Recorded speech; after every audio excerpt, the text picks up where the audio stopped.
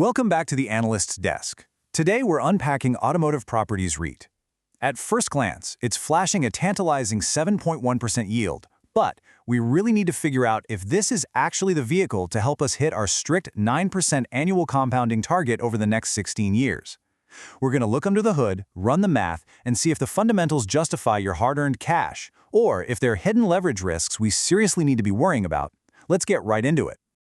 All right, here's the game plan for today's explainer. Section 1, Summary and Intrinsic Value. Section 2, the Deep Dive Analysis. Section 3, SWOT and Scenario Analysis. Section 4, Prices for Target Returns. Section 5, Risk and Opportunity Scores. And finally, Section 6, the Final Verdict and Takeaway.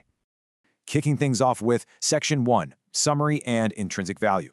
Let's ground the business and the math. So what are we actually looking at here? Automotive Properties is a highly specialized real estate investment trust.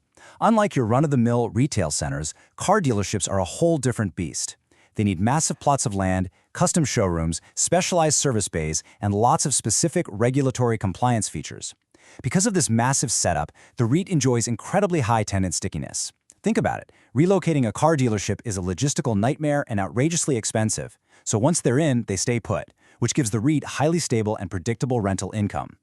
Now, here's where it gets really interesting: the lease structure. They use long-term triple net leases. If you're not familiar, this model is a beautiful thing for a landlord. It essentially shifts all the heavy lifting, stuff like maintenance, property taxes, and insurance, straight onto the shoulders of the dealerships. Because of that setup, Automotive Properties gets to enjoy highly predictable cash flow and unusually strong operating margins without the constant headache and capital drain of keeping the properties updated. Let's talk intrinsic value. At a current unit price of around $11.54, this REIT is actually trading at a very attractive 7.85 times funds from operations. Plus, you're getting a slight 3.4% discount to its adjusted net asset value of $11.95 per unit. And look at that bottom row, that juicy 7.1% dividend yield everybody's talking about. It's currently covered by a completely sustainable adjusted funds from operations payout ratio of about 65.6%. Simply put, the yield is definitely safe for now. Moving right along to Section 2, the Deep Dive Analysis. Time to really look under the hood. Looking at their competitive positioning, they absolutely have a stable moat. Like we just talked about, the specialized infrastructure needs lock tenants in tight. But it's a bit of a double-edged sword. Their tenant base is extremely narrow.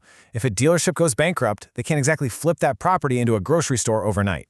Add in the fact that their revenue is hovering around the $100 million mark, and they just don't have the massive scale or bargaining power of the bigger players. That lack of scale is exactly why institutional ownership is sitting at a mere 2.12%. But man, when you look at profitability, the numbers really pop. Thanks to those triple net leases, their operating margins are north of 78%. That is massive. Operating cash flow tracks their estimated FFO perfectly at $80.9 million, so very high earnings quality with practically zero leakage. And revenue? It steadily climbed from about $83 million in 2022 up to almost $102 million recently. So what we have here is a pure, highly predictable defensive income vehicle. It's not a high-growth compounder, but it is a cash-generating machine. Okay, but here comes the catch. The balance sheet. It's the elephant in the room. Total debt is sitting around $638 million against $720 million in equity. That is a debt-to-equity ratio nearing 90%. On top of that, they're shelling out over $26 million in interest expenses, which takes a huge bite out of operating income. And honestly, the scariest part? Their liquidity is incredibly weak. They've got barely over $1 million in cash and a current ratio of 0.28. This means they are almost entirely reliant on external financing. In a higher interest rate environment, their margin for error is practically zero. Because of that glaring debt issue, our margin of safety assessment tells us the stock is basically fairly valued right now, landing in that $11.50 to $13 range. Make no mistake, the market isn't asleep at the wheel here. It's actively and intentionally penalizing the unit price because of that massive debt load and tenant concentration. Their growth prospects are pretty limited unless they take on even more debt. So while that 7.1% yield provides a nice little cushion, deep capital preservation, yeah, that's not guaranteed at all. Rounding out our deep dive, management is actually a massive bright spot. We're looking at a whopping 49% insider ownership. That means management is heavily invested in maintaining distributions and asset value right alongside us. But zoom out, and the long-term reality is clear. This is a stable income play weighed down by serious leverage and interest rate sensitivity. Any future growth is going to rely heavily on them continually tapping into external capital markets. All right, Section 3, SWOT and Scenario Analysis. Let's stress test the future. We ran our weighted SWOT analysis and landed on a total score of 5.85 out of 10. That score perfectly encapsulates this business. It's heavily anchored by fantastic, stable strengths, hello, triple net leases, but is constantly being dragged down by those looming structural threats, specifically that 90% debt-to-equity ratio and weak short-term liquidity. Putting our bear and bull cases side by side really frames the risk. If FFO stagnates and the market decides to punish that debt even more with a multiple contraction, we could see the price easily slide down to roughly $9. On the flip side, if they pull off 4% growth and the market catches a wave of optimism, the multiple expands and the price could climb up to 15. Our base case? It assumes a modest 2% growth and a steady multiple, putting fair value right around $12. Which brings us to Section 4, Prices for Target Returns. Let's lay out the actionable investment benchmarks. Let's look at our 16-year investment horizon. If we want to hit our strict 9% annual compounding target, which would give us a 300% profit over the long haul, we literally cannot pay the current market price of $11.54. The math is stubborn here. To secure that specific return, we would need the buy price to drop down to exactly $10.20. And even if we play around with the time horizon, keeping that 9% target constant, the entry point is pretty unforgiving. Look at the 5 or 7 year marks. Our required buy price stays stubbornly clustered right around the $10 mark. The math simply confirms what we suspected.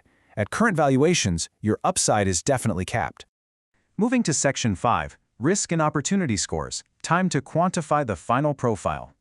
Crunching all the metrics, we're giving this asset a risk score of 6.2 out of 10. That's a moderate risk driven almost entirely by that massive leverage and tenant concentration. That risk slightly edges out its opportunity score of 5.8, which acknowledges the great income generation but highlights a very limited growth ceiling. Great dividend payer? Yes. Exceptional compounder? Definitely not. Finally, Section 6, Final Verdict and Takeaway. Let's action the intelligence. So here's the bottom line. Automotive Properties REIT is a highly disciplined, completely predictable income vehicle.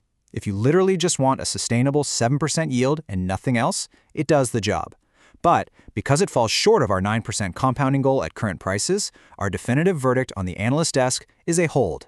We would only start accumulating shares if the price dips below $10.50, which gives us that essential margin of safety against their leveraged balance sheet. And that closes the book on today's explainer. Ultimately, this read forces us to ask a really tough question. Is a reliable 7% yield worth the sleepless nights of a 90% debt load? Or is this actually the ultimate misunderstood cash cow?